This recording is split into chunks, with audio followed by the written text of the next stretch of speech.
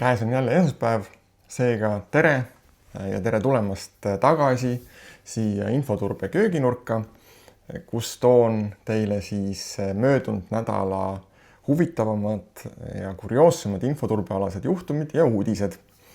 Täna on meil ka pisike tähtpäev, nimelt jõuab täna teieni juba 10. Infoturbe kööginurga ülevaade. Millest täna juttu teeme?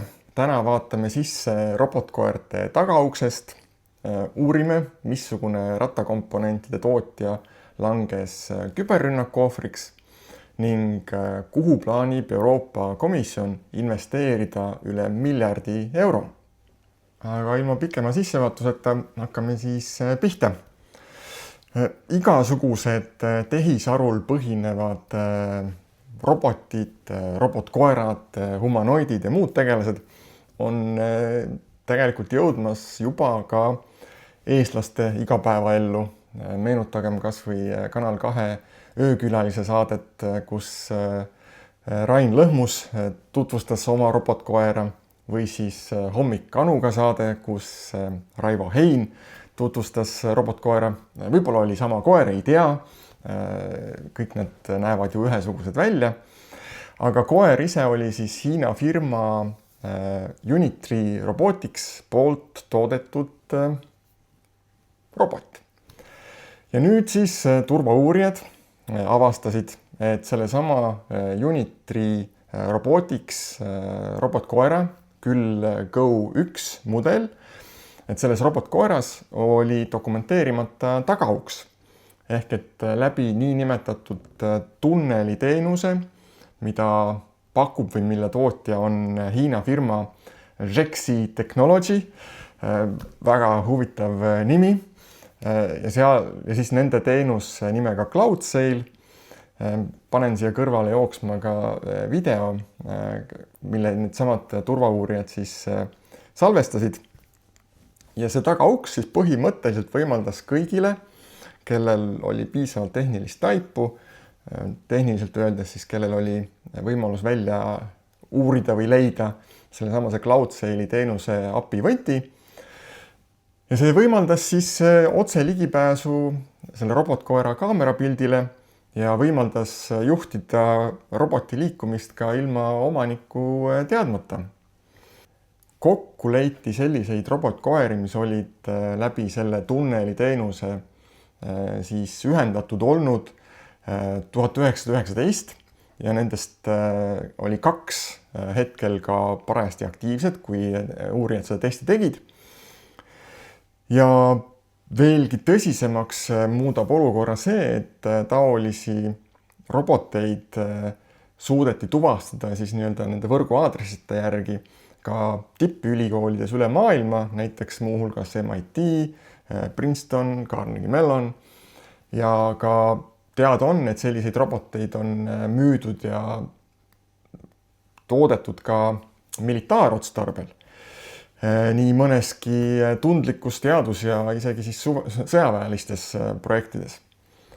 Ja huvitav oli ka fakt, et mõned seadmed või mõned koerad siis olid ühendatud läbi Starlinki, mis jällegi viitab võimalusele, et tegemist oli ehk nii-öelda mobiilsete robotitega.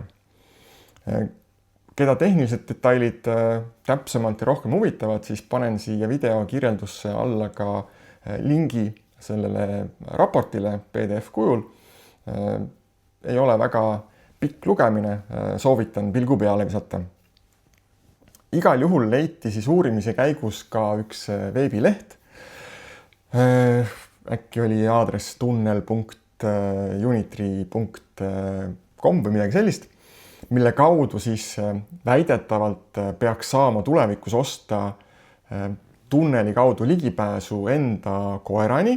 Kasutamiseks oli siis mõeldud Hiina turule. Aga jätkuvalt jäävad küsimused õhku, et miks selline teenus üldse olemas oli, miks oli see kõikides robotites, mitte ainult Hiina turule mõeldud robotites, kas see oli lohakus või see oli tahtlik. See veebileht oli reklaamitud kui demo või kui work in progress ehk siis arendamisel. ja nüüd ongi küsimus, et kas see veebileht ka näiteks oli lihtsalt unustatud või oli pandud sinna ühel konkreetsel põhjusel nii-öelda tähelepanu kõrvaljuhtimiseks, et kui keegi peaks avastama selle tunneli nendes koertes või nendes robotites, et siis oleks olemas nii-öelda plausible deniability. Igal juhul soovitavad uurijad siis robotkoerte omanikul, kellel on siis selle konkreetse tootja robotkoer, oma lemmik internetist lahti ühendada. Uurijad ütlesid ka, et nad ei jõudnud testida seda Go2 mudelit, mida näitasid ka meie omad Eesti inimesed, ega ka siis seda uut humanoidi, mida seesamane Unitree Robotics pakub. Aga väga võimalik, et ka nendes seadmetes on samalaadne tunneliteenus olemas. Anu Välbo oma saates küsis küll ühe küsimuse privaatsuse teemal, kuid kas me ikkagi mõtleme piisavalt nende robotite või selliste seadmete turvalisusele oma kodus ja enda privaatsusele? Et küsimus, mis käib tegelikult kaasas ükskõik millise internetti ühendatud ja kaameraga varustatud koduseadme kohta. Järgmisena uurime siis, et missugune oli see rattakomponentide tootja, kes küberrünnaku ohvriks sattus. Tegemist oli siis sellise tuntud USA firmaga nagu SRAM, muuhulgas toodavad ka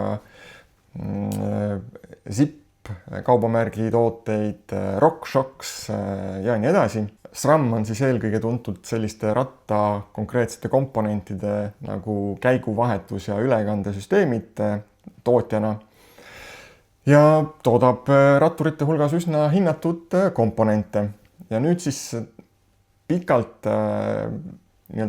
käis foorumis teema, et miks teenused ei ole kättesaadavad ja lõpuks siis firma ka ise tunnistas, et sattus küberrünnaku ohvriks.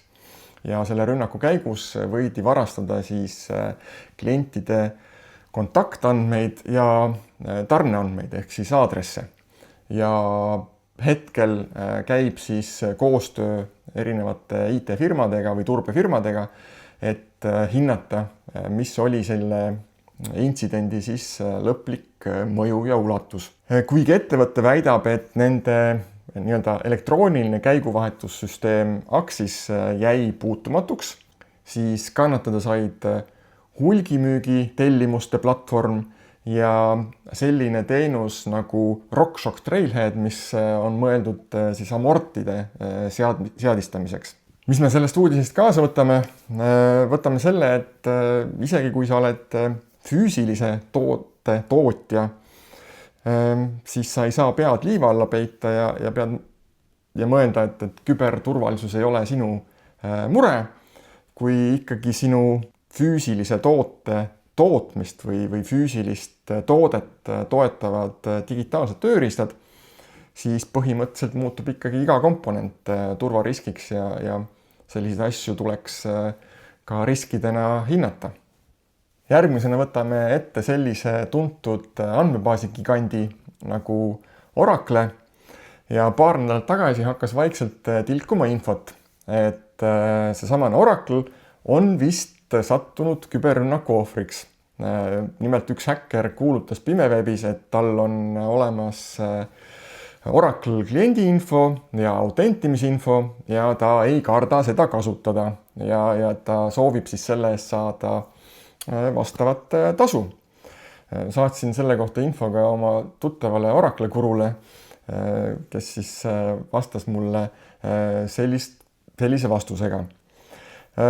Oracle on viimased 2 nädalat probleemi eitanud, kasutanud parimaid saadaolevaid hämamistaktikaid ja sõnamänge, aga nüüd lõpuks viimastel päevadel on Oracle hakanud vaikselt seda andmeleket siiski ka tunnistama ja öelnud, et leke ilmselt oli sellises keskkonnas nagu Oracle Cloud Classic, mida väidetavalt enam ei kasutata ja et ründajad said ligi sealsetele kasutajanimedele, paroolidele ja ligipääsukoodidele.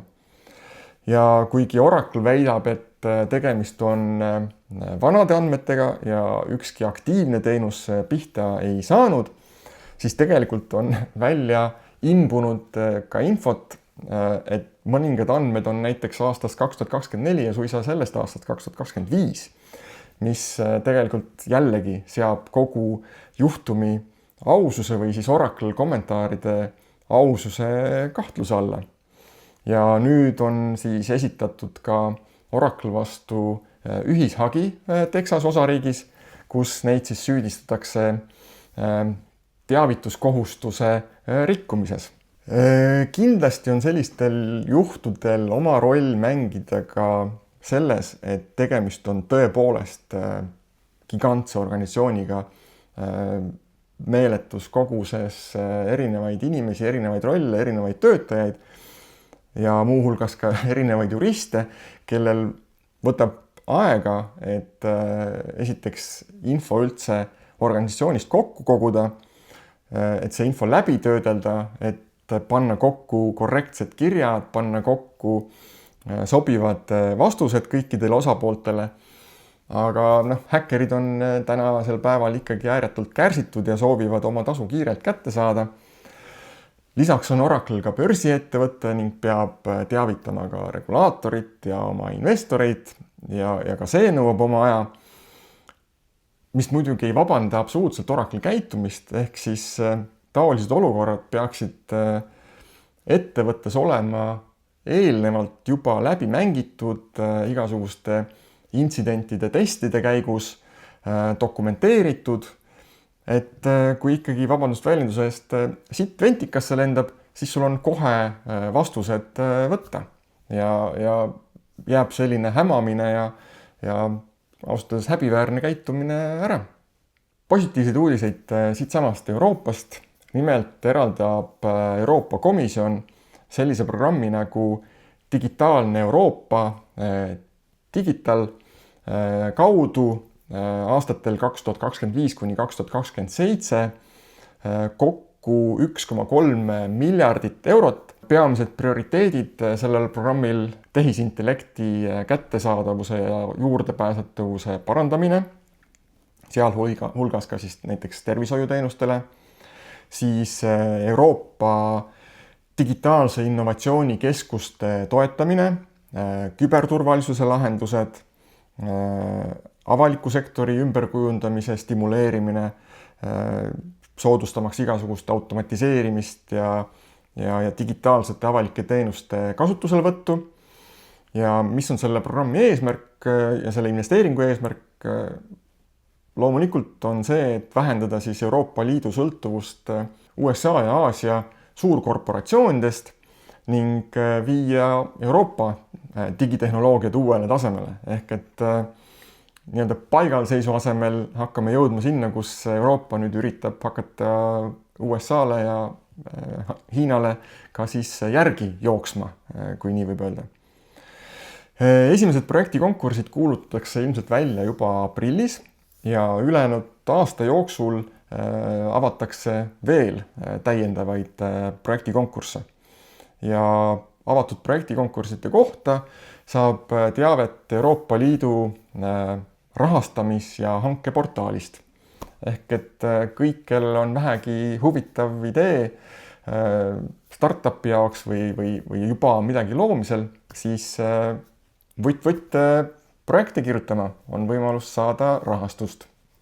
Tuleb ka üks faux pas Inglismaalt, nimelt 25-aastane praktikant Hassan Arshad tunnistas kohtus, et laadis oma praktika ajal alla oma telefoni ülisalajase tööriista ja viis selle koju, väites, et ta soovis seda siis edasi arendada ja parendada.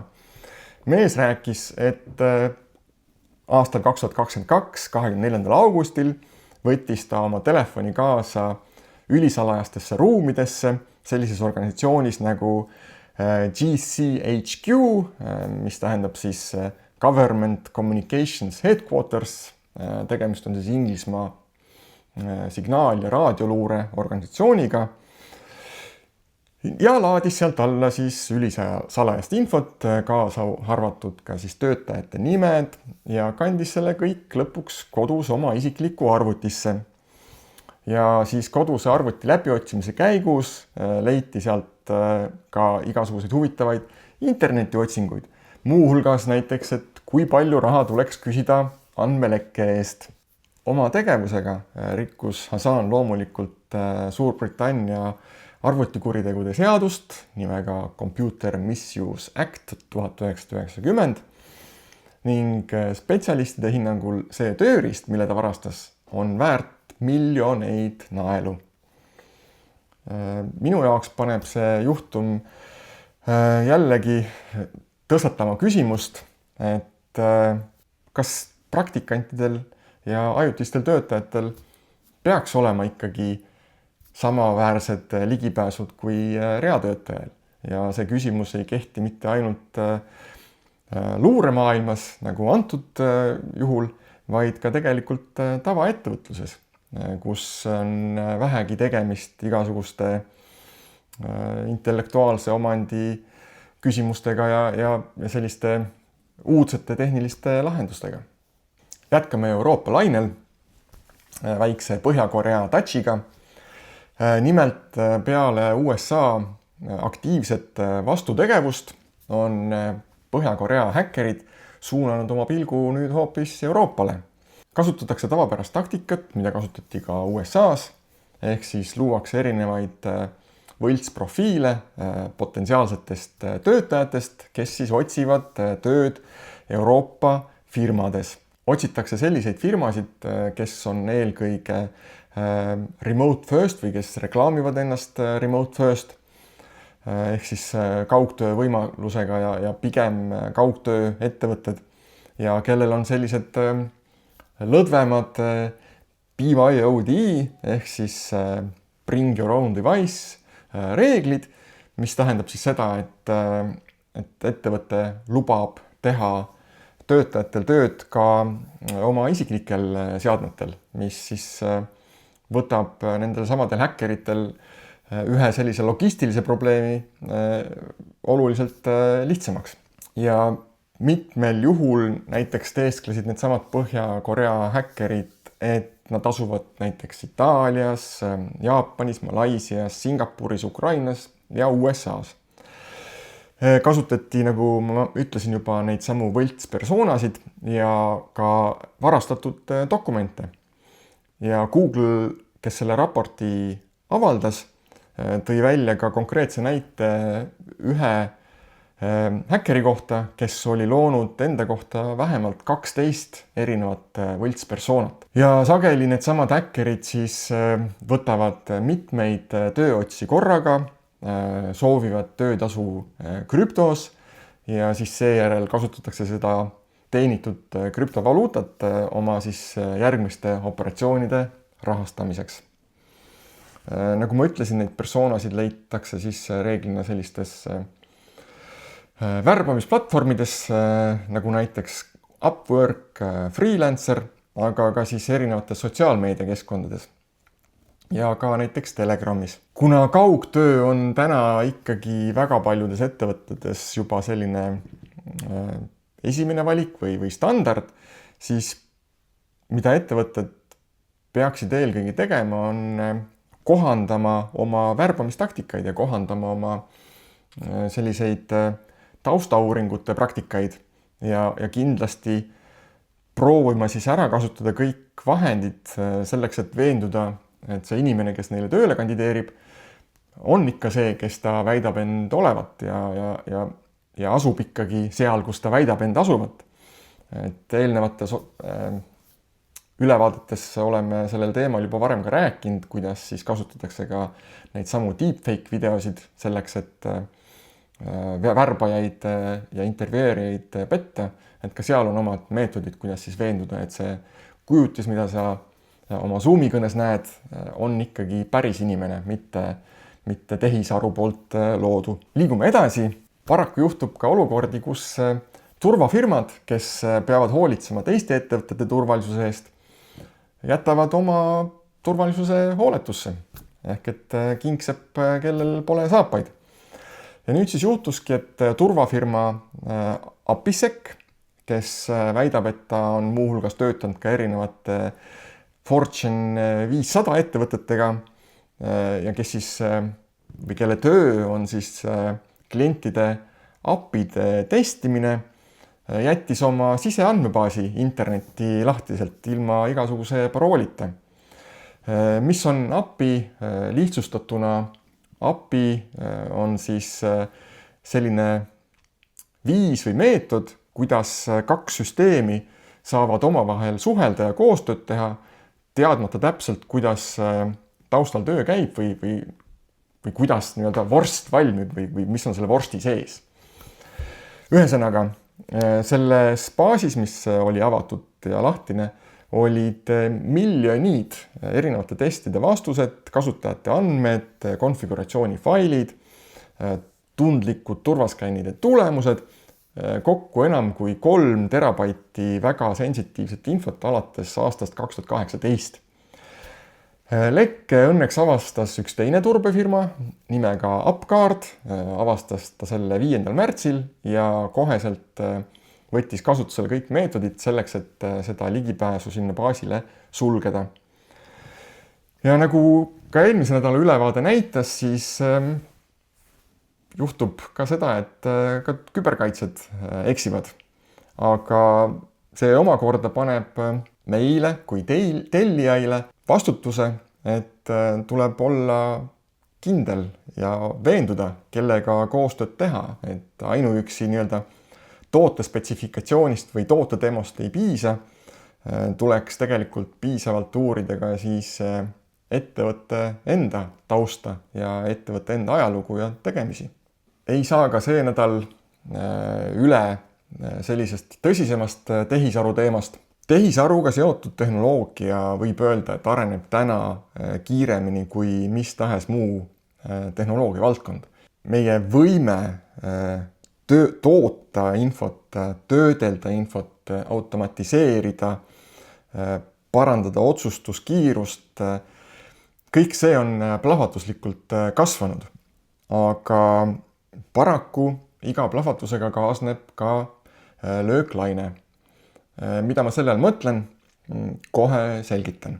Hiljuti avastasid turvauurijad, et Lõuna-Korea ettevõtte Gennomis, kelle fookus on siis eelkõige tehisaru põhiste inimkujutiste loomine, oli jätnud oma andmebaasi veebis või internetis täiesti kaitsmata. Ilma paroolita, avalikult kättesaadav ja tegemist ei olnud lihtsalt mingi tavalise, ma ei tea, logifailide või lihtsalt tavalise info kataloogiga. Selles baasis oli üle 93 000 tehisaru poolt loodud pildi, ligikaudu 48 gigabaiti infot, erinevad JSON-failid koos promptide ja siis nii-öelda loodud piltide veebiaadressidega. Ja kõige kurvem on see, et oli ka palju sellist pornograafilist ja eetiliselt piiripealset sisu, mis siis kujutas näiteks väga noore välimusega tüdrukuid ja nooremaks muudetud kuulsusi. Jah, päris isikute andmeid seal polnud, aga see ei tähenda, et probleem oleks tühine. Probleem on tegelikult väga sügav ja väga murettekitav. Küsimus on siis uue tehnoloogia kuritarvitamises, eetilistes piirides ja selles, et kui vähe on vaja, et hea idee või hea leiutis muutuks tegelikult ohtlikuks praktikaks. Ettevõte pole senimaani andnud uurijatele siis ametlikku vastust, veebisait võeti üldse maha, aga vähemalt 7 päeva oli see andmebaas siis internetis lahtiselt saadaval. Igaüks võis sealt siis sisu alla laadida ja sisu edasi levitada. Ja teine seotud uudis on siis see, et tehisaru ei piirdu ainuüksi sellise sisuloomega, et tõusuteel on ka täiesti uus ründajatüüp ehk siis niinimetatud zero knowledge threat actor. See tähendab siis inimest, kellel puudub absoluutselt igasugune programmeerimiskogemus, kes ei oska programmeerida, kes ei tunne tööriistu, aga suudab siis läbi tehisaru ja tehisaru promptide genereerida pahavara, kirjutada skripte, teha andmepäringuid ja luua siis selliseid andmelekke automatiseerimise töövoogusid. Ehk et, kuidas ma ütlen, vibe programming kurikaeltele. Ja me ei tohi nagu ära unustada ka seda, et lisaks sellistele tavapärastele levinud tehisaru mudelitele, mida meist igaüks igapäevaselt kasutab, ma ei tea, Copilot või ChatGPT, on palju ka selliseid küsitava eesmärgiga tehisaru mudeleid kasutusel. Ja kuigi sellised levinud tehisarufirmad püüavad taolist käitumist või taolist kasutust piirata kõikvõimalike piiride sättimisega, siis on nutikaid tegelasi, kes suudavad ka nendest samadest piiridest mööda hiilida. Jällegi meenutame ühte eelmiste nädalate uudistest. Ja niimoodi juhtubki, et iga motiveeritud, kuid võib-olla tehnilisest oskamatust inimesest võib saada ründaja, ilma et ta oleks oma elus näinud kordagi ühtegi rida päris koodi. Kui me räägime tehisaru potentsiaalist, siis jah, potentsiaalselt see võib ravida haigusi, ennetada kriise, automatiseerida bürokraatiat, aga samal ajal, nagu ma ütlesin, see võib ka toota deepfake pornograafiat, avada teed kuritahtlikele ründajatele, toota pahavara, mis pole viirustõrjele nii-öelda tuvastatav. Ehk et meil ei ole luksust olla naiivsed. Tehisaru on natukene nagu tuumatehnoloogia.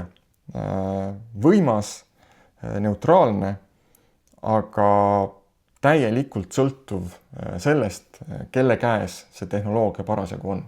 Ehk et kokkuvõtlikult, Genoomise juhtum on hoiatus, et sisu ja infrastruktuur vajavad võrdselt turvamist. Tehisaru kasv toob kaasa täiesti uued ründajate profiilid, kus kogenematus ei tähenda enam abitust. Ja ka seda, et turvalisuse tulevik ei ole mitte ainult tehnoloogiline, vaid see on ka eetiline ja juriidiline. Kui nüüd natukene pöörata see negatiivne uudis natukene sellisemaks humoorikamaks, siis parafraseerides ühte kaadrit filmist, mida minuealised ehk mäletavad, et tehisaru ei ole ohtlik. Inimesed, kes kasutavad tehisaru valesti, on ohtlikud. Et me võime seda klippi korra veel koos ka vaadata.